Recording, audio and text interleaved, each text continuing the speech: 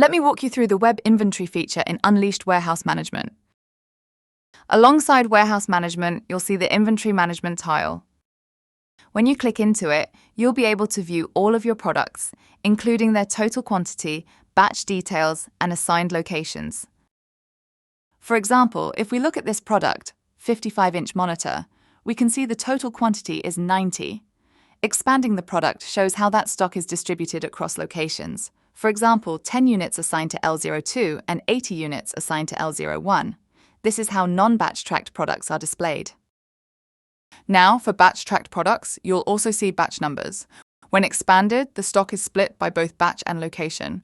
For example, batch 001 and 002 may show quantities assigned across different locations, such as L01 and L02.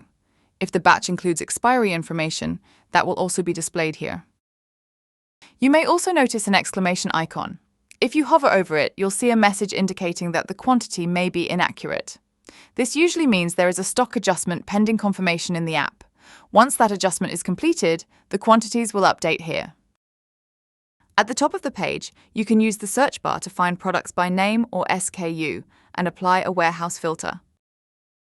Right now, we're viewing all warehouses. If we filter by a specific warehouse, such as head office, the list updates to show only the products in that location. And that's how you can quickly and efficiently view and manage inventory in Unleashed Warehouse Management. Thanks for watching.